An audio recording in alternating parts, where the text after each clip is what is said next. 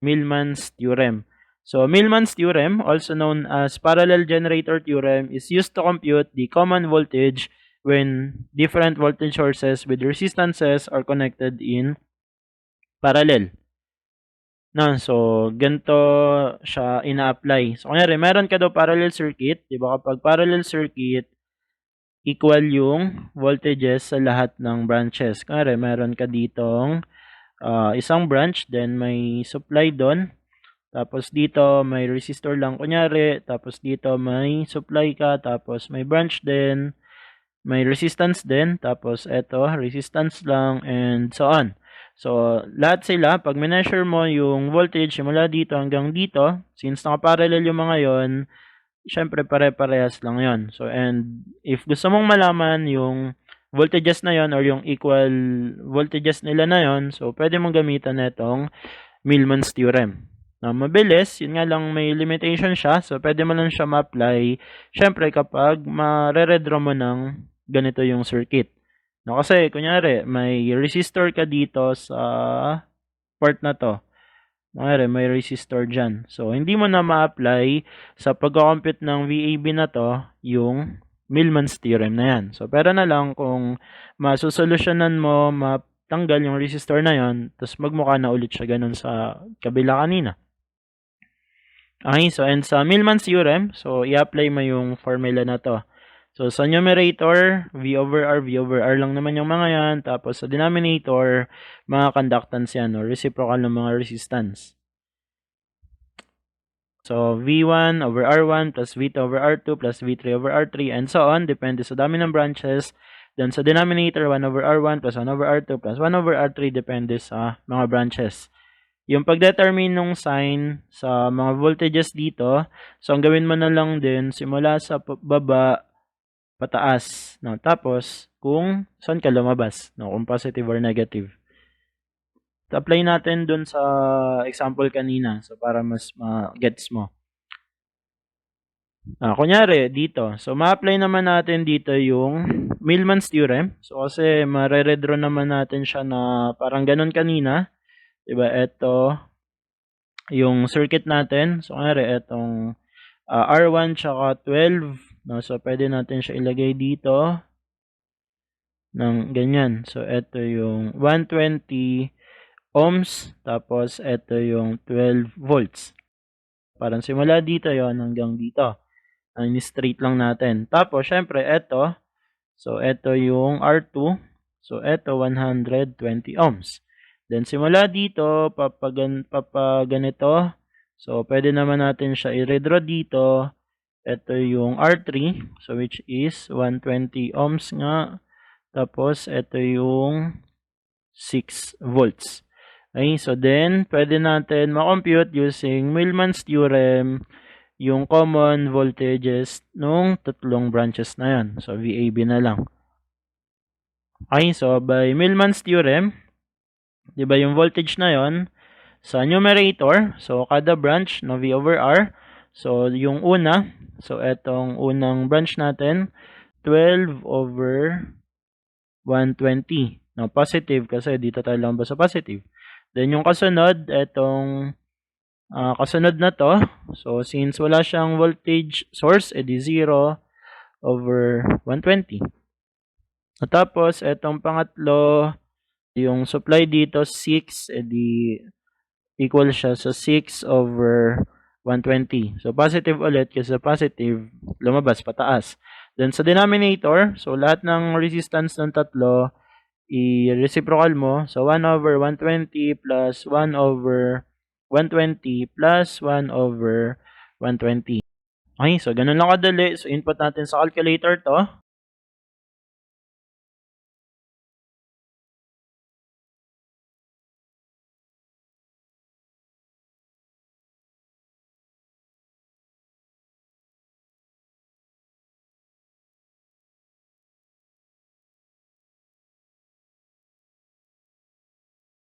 Na-compute natin si VAB equal daw siya sa 6 volts. Tapos, pwede na natin magamit yan para ma-compute yung current dito sa R2. Sabihin natin I2 na lang. Kasi 'di ba yung I2 na yon, so equal sa 6, no? Kasi simula dito hanggang dito, 6 volts divide by resistance niya, 120. No? So, yung VAB kasi, yun na din yung voltage drop kay R2. So, di by Ohm's law, yung current kay R2, so VR2, 6 divide by resistance 120 equal to sa 0.05 amperes or 50 milliamperes. No, so ito nga yung na-compute natin kanina. So 50 milliamperes, letter B. Okay, so sabi ko nga para mas ma-compare mo yung mga methods, isang example lang yung sinasolve natin. So tapos kinocompute lang natin iba't ibang paraan.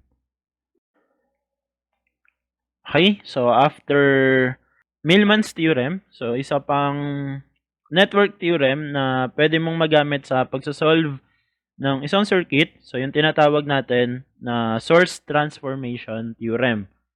Simple lang naman yung sinasabi ng theorem na to. So if meron na tayong voltage source, pwede siya ma-convert into an equivalent current source. Na ganun din naman yung current source with its internal resistance na pwede mo siya ma-convert to an equivalent voltage source with an equivalent resistance din. Okay, so dito nga lang yung circuit pag voltage source, 'di ba, may supply tayo, yung voltage source, yung resistance niya naka-series. Dito sa kabila naman, yung circuit natin, current source na naka-parallel sa resistance. Kapag voltage, may naka-series na R. Kapag current, may naka-parallel na R. No, so, pwede mo siya i-convert from this to this or this one papunta dito. Paano mo i-convert? Given, kunyari, ito muna. So, may voltage source ka, then may naka-series na R. Then, gusto mo siya i-convert to a current source. No, so, kunyari, may circuit na may isang current source na. So, then, gusto mo gawing current source lahat. Na ganun yung application na ito.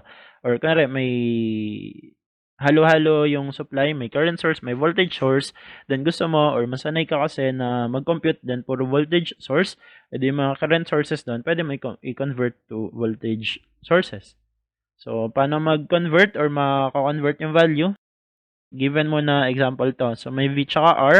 So, yung value ng current doon sa kabila, so equal yun sa V over R lang naman. So, mag-ohms to ka lang. Tapos, yung R dito, tsaka yung R na to, pares lang yung value. So, kukopiahin mo lang yung value ng resistance. No, so, kung ang given naman sa'yo yung current source na to, tsaka yung R na yon, then ito yung gusto mong malaman na circuit. Yung value naman ng voltage doon, ang gagawin mo lang ay tsaka R naman. So, ohms to lang din. Yung current value dito, tsaka yung resistance na yun, multiply mo. So, yun yung value ng V na to. Then, yung R, so, kukopiahin mo lang, yun din yung R dito sa kabila. So, ayun yung source transformation theorem.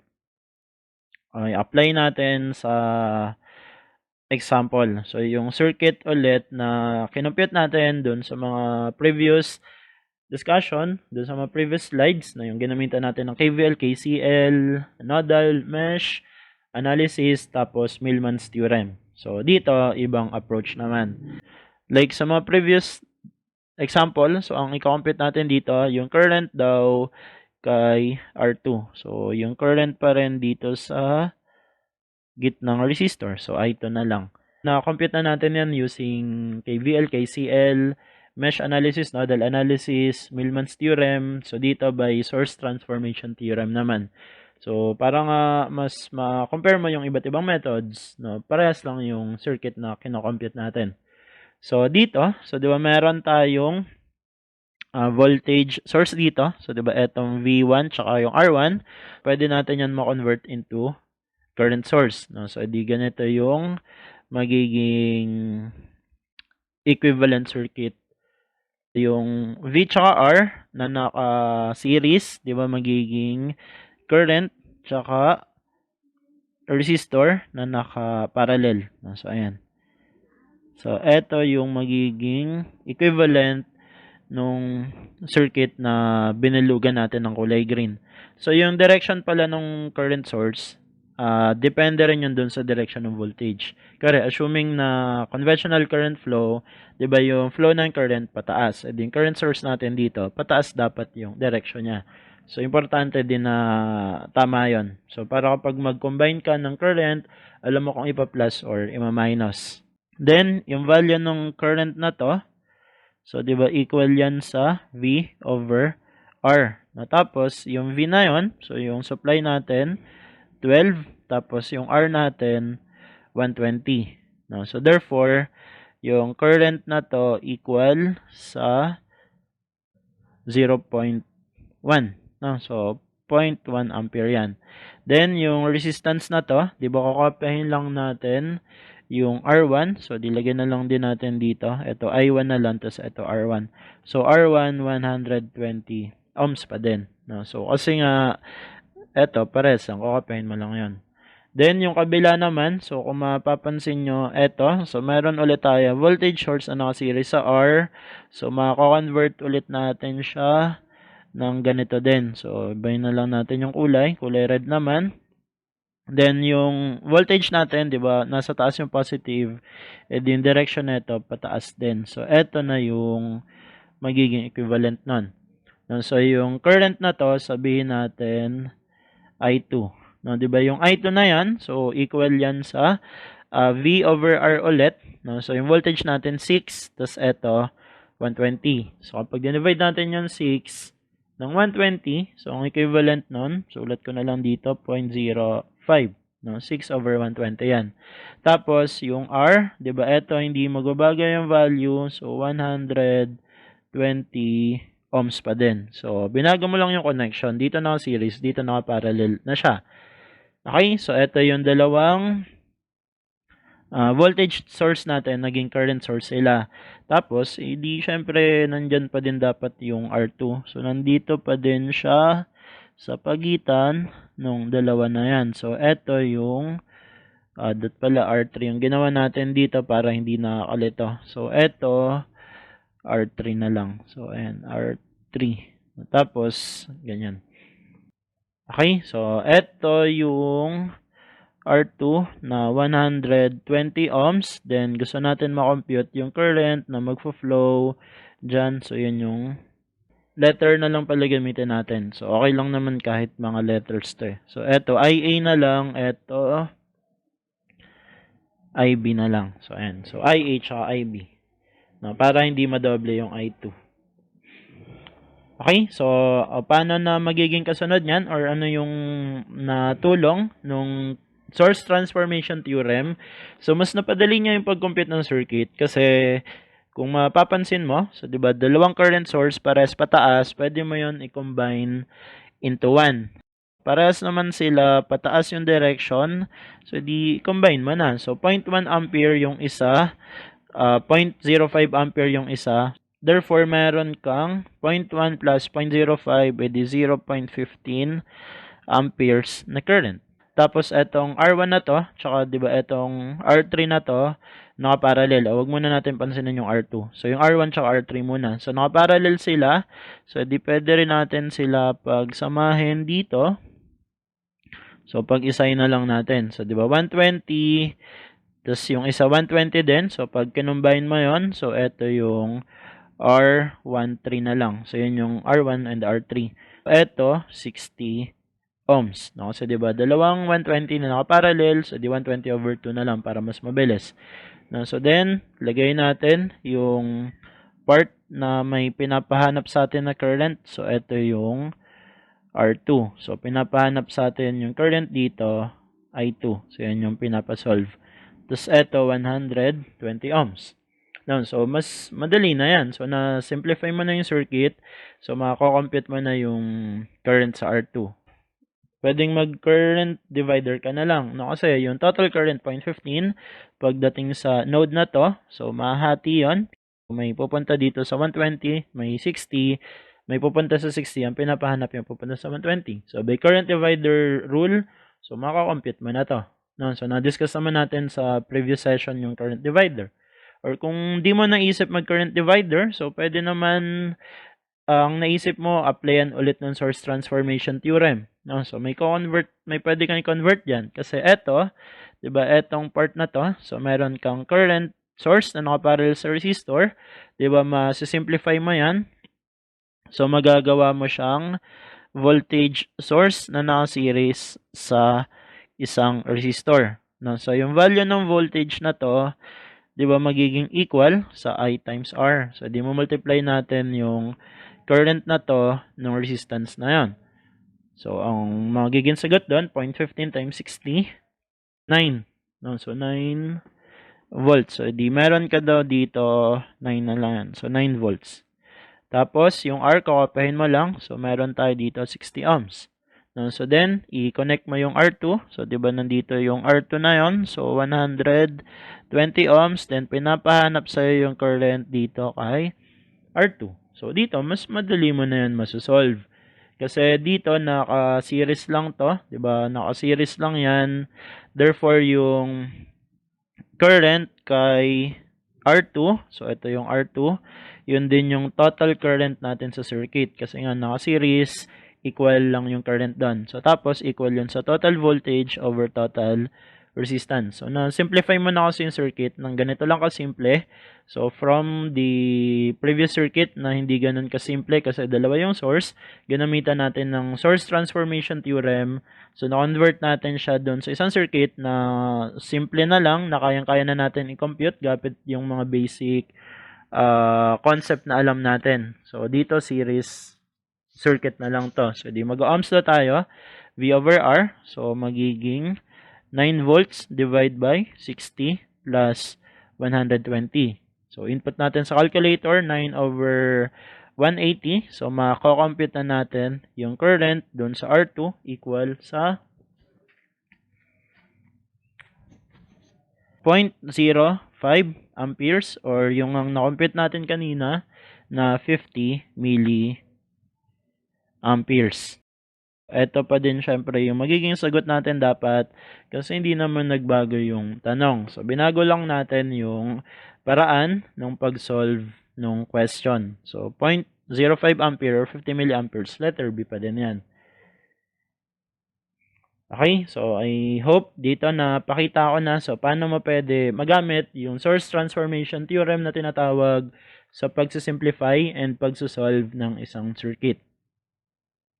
So, pakita ko lang dito. So, yung sinabi ko kanina, dito nga sa part na to, kunyari dito sa part na to, nag-current divider ka. So, actually kasi dito, pwede nang mag-current divider dyan eh. Kasi yung 0.50 na to, di ba yun yung magfo-float dito sa node na to. Tapos pagdating sa node na yun, mahati. May pupunta dito kay 60, may pupunta kay 120. Ang gusto nating malaman yung pupunta sa 120, edi by current divider rule or current divider theorem. So, kahit ano yung tawag, okay lang. So, ang magiging solution natin doon, di ba yung current kay R2 equal sa ratio. So, ang ilalagay natin sa numerator, di ba, pag current divider, yung resistance nung kabila. So, yun yung mahalaga kasi doon. And doon din marami nagkakamali. So, dapat kung current dito, ang ilalagay mo sa numerator, yung resistance ng kabilang branch. Dito, 60. Tapos, eto 60 plus 120. Multiplied by, ilan ba yung paghahatian nila? 0.15. No? So, i-input natin to sa calculator.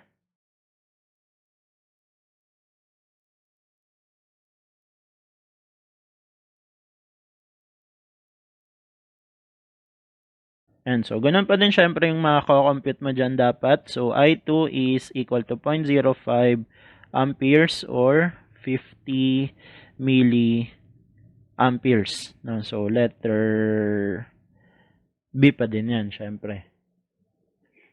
Okay, so ayan yung source transformation theorem. No? So, pinapadali mo yung pag-solve ng isang circuit by converting a current source, a voltage source, and voltage source to a current source. Next, superposition theorem naman. Okay, so superposition theorem states that in a network with two or more sources, the current or voltage for any component is the algebraic sum of the effects produced by each source acting separately or independently sa ibang term. Medyo matrabaho siya kasi nga ang mangyayari, so iisa-isahin mo daw yung mga sources, no? So, yun yung concept kasi dito eh. So, i-apply mo siya sa isang circuit na may 2 or more sources daw. Kasi nga, medyo mas mahirap ng konti mag-compute ng mga circuit involving 2 or more sources. Unlike kapag single source lang, so pwede mong i-combine lahat ng resistance, then Ohm's law sa pinakahuli, total voltage, total current para ma-compute yung total voltage, total resistance para ma-compute yung total current, etc. etc. Kapag 2 or more sources, mas mahirap ng konti solve.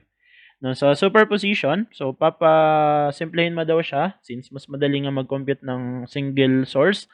I-disable mo muna yung ibang mga sources. Then i-compute mo ano yung effect nung isang source na natira.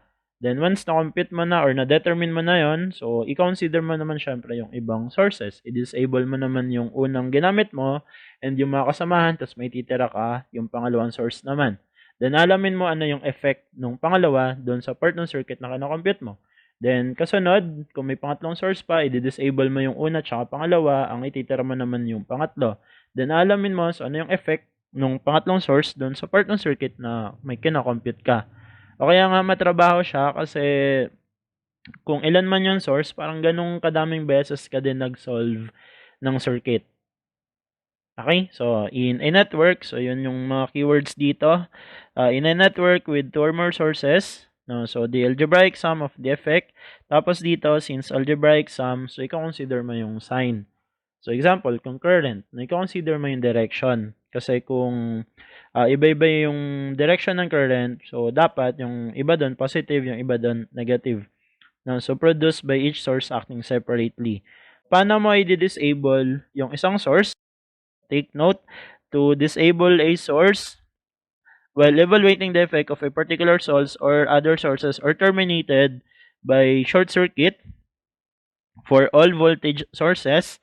No, kapag voltage source daw, no, like dito, sa circuit na example natin, so papalitan mo daw siya ng short circuit na pag voltage source. No, pero kung given daw yung internal resistance, dapat ititira mo yan. No, kung wala namang internal resistance na given, so di papalitan mo lang talaga ng short circuit. Kung current source naman, so open circuit yung ipapalit mo. Okay? So pag voltage source, shorted, pero kung may internal resistance, may iwan. Pag current source, open circuit.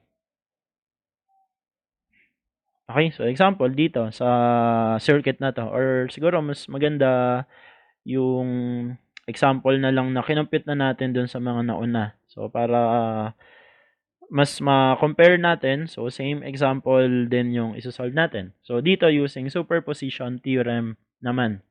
So in this circuit, we are asked to solve for the current doon sa R2, yung nasa gitnang resistor. So ito yung i-compute natin dito using superposition theorem. Diba sa superposition theorem, i-disable mo daw yung ibang source, magtitira ka ng isa lang.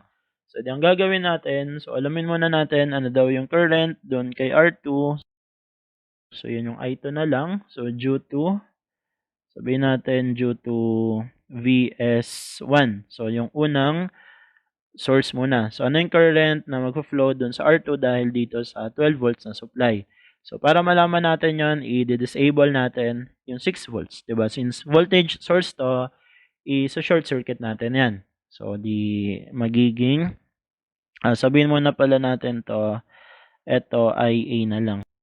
So, yung circuit natin, so once disable natin yung 6 volts, edi magiging ganito siya. So, eto yung 12 volts. Tapos, eto syempre yung R1, 120 ohms. Tapos, eto yung R2 sa gitna, 120 ohms. Tapos, nandito pa din yung R3, so 120 ohm.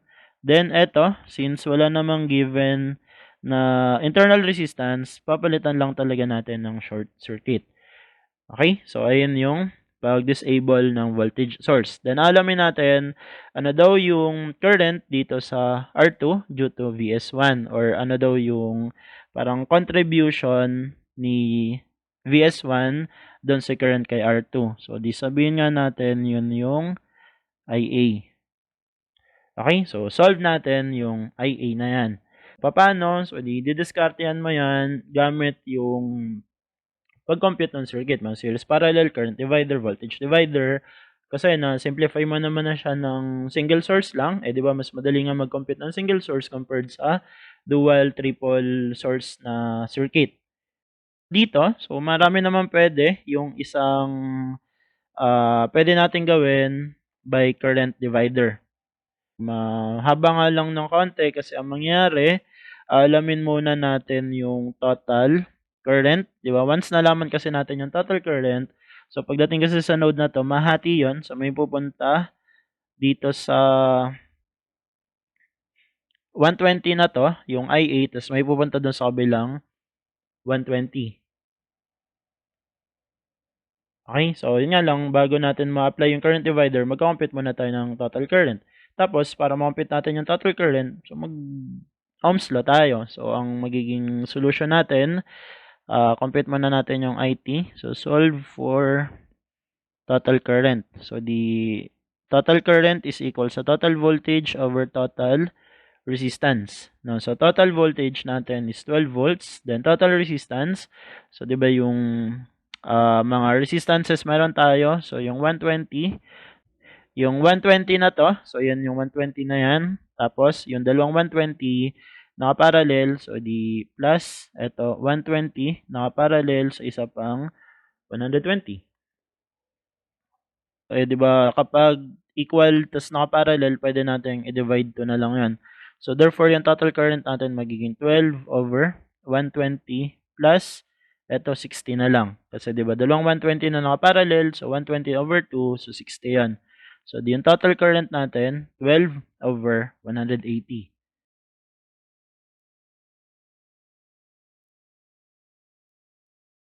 Okay, so yung 12 over 180 equal daw sa 0.07 amperes. Total current pa lang yan. So, hindi pa yan yung tinatanong sa question and hindi pa rin yan yung current na magpo-flow doon sa R2 due to VS1. So, total current pa lang yan. So, magka-current divider pa tayo. So, didugtungan natin to. So, solving for IA by current divider theorem.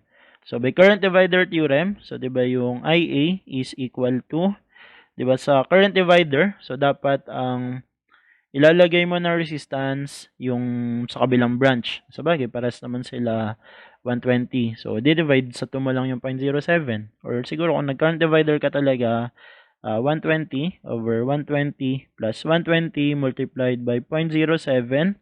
So, yung makakompute natin dito,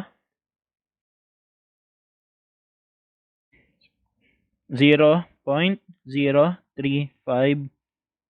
amperes. No? So, 0.035 amperes, ayun yung IA. So, pero hindi pa ngayon yung sagot. Kasi ito pa lang yung current na mag-flow kay R2 due to VS1. Tapos, pababa yung current na yun kasi positive yun na-compute natin. Gagawin mo naman kasunod, determine mo, since na-determine na nga natin dito yung effect ng VS1, so alamin mo naman ano yung current, yung ginamit natin, I2. Ano yung I2 due to VS2 naman. So, ibig sabihin, ang i-disable mo naman dito, yung VS1. So, edi magre-redraw tayo ng circuit. So, ito yung R1, tapos andito sa gitna yung R2, then ito yung R3, tapos ito yung VS2 natin, 'di ba? Ito 6 volts. Ito 120 ohms. Ito 120 ohm din. Tapos ito yung 120 ohm na R2. Then nandito yung VS1. I-disable nga natin 'yon, 'di ba? Yung VS1 pag disable mo, papalitan mo lang ng short circuit. Edi may short circuit ka doon. Tapos alamin mo yung current na magfo-flow sa R2. Ito 'yan. Sabihin natin IB na lang. So ito IB naman. Okay? So, solve natin yung IB. So, paano? By current divider ulit. No? So, mag-compute muna ulit tayo ng total current. So, ito yung total current dyan. Then, pag na-compute natin yung total current, so, current divider theorem ulit i-apply natin. So, parang ulitin natin yung ginawa natin sa part na to. Kaya nga sabi ko kanina, so sa lahat ng mga network theorems, ito yung isa sa ayaw ko kasi matrabaho. Okay, so tuloy natin. Solve for IT. So solving for total current dito sa circuit na to. Ganun pa rin naman sa kanina, ohms law lang. So total current is equal sa total voltage over total resistance. So di meron tayong 6 over 120. Then naka-series yan sa parallel combination ng dalawang 120. Ang sana na gets yung part na yan. So, di ba, etong 120 na to, tsaka yung 120 na yun naka-parallel. So, yun yung dalawang 120 na to. Tapos, yung combination nila naka-series dito sa 120 na to. Kaya eto magiging, dito na lang, 6 over 120 plus 60 ulit.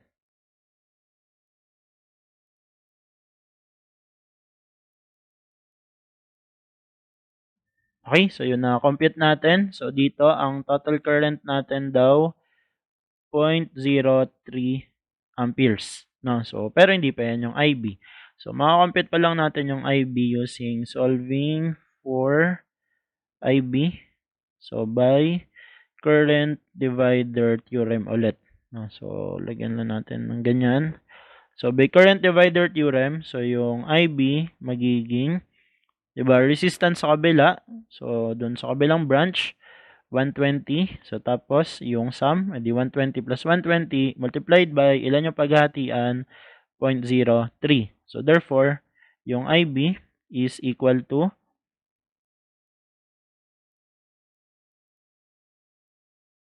0.015 amperes. No? So, eto na yung IB. Tapos, since positive yung na-compute natin, so, ibig sabihin, tama yung in-assume natin na direction na pababa siya.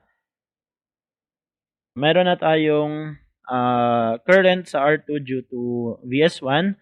Meron na din current sa R2 due to VS2. So, di kukunin na natin yung algebraic sum. Therefore, IR2 is equal to IA plus IB. Pareho sila ng direction, kaya inad natin. Kung sakali naman nag-negative yung isa, so di pag pinlas mo, tapos negative yung isa, magma-minus yon. Okay, so the algebraic sum, kaya ang algebraic sum yung nakalagay dun sa kanina eh. So, eto meron tayong 0.035 plus 0.015. So, kapag inad natin yan, 0.035 plus 0.015, yung sagot dito equal sa 0.05 amperes or yun yung na-compute natin sa mga nauna ng example, 50 milliamperes. No? So, 50 milliamperes, letter B pa din yan. Okay? So, same circuit, same tanong. So, iba lang ng solution. Dito, superposition theorem yung ginamit natin. Na, so, if voltage naman yung tanong dun sa R2, so di, once na-compute mo na yung current, Ohm's law ka. Or siguro, kinumpit mo ano yung voltage drop sa R2 due to VS1 by voltage divider. Ano yung voltage drop sa R2 by VS2 using voltage divider. Then, nung na-compute mo yung dalawang voltages na yun, i-add mo din or kukunin mo yung algebraic sum. So, makakompute mo yung voltage drop dun sa R2. Ayan yung concept ng superposition. So, sa superposition theorem, in-evaluate mo yung effect ng bawat isa. So, by disabling the other sources. Na kaya nga, pinapadali mo yung pagka-compute, matrabaho nga lang kasi iniisa-isa mo kada source. No, pero kung sakali naman may current source, minsan mas mabilis eh. Kasi pag current source, open circuit. Once may na-open circuit ka dun sa part ng circuit, matatanggal na yung iba pang connected dun eh. Kasi once open circuit, walang current na magfo-flow. So, parang nabaliwala yung nandun. Kasi kunyari, eto, dito na lang. Kung yung V2 na to is current source, then gusto mo malaman yung current sa R2 due to V1. Once i-disable mo yung current source na to, i-open mo siya. So, pag in-open mo yun, mabaliwala na din yung R3. So, ang matitira na lang sa'yo, yung series circuit na to. So, di mag-ohms law ka lang, ma-compute mo na yung current dun sa R2. So, di ka na mag-current divider. Okay, so case to case basis din naman. So may pagkakataon din na mas madali nako-compute, may pagkakataon din na hindi naman sa mahirap, matrabaho lang kagaya nung sinolve natin.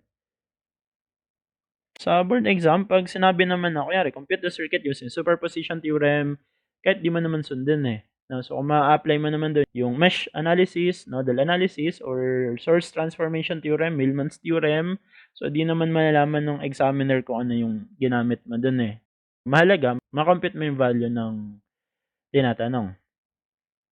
Okay, so kaya yung mga tanong na may nakalagay na use superposition theorem, use nodal analysis, no, kahit hindi mo yun sundin, no, kasi hindi naman mahalaga yung solution sa board exam.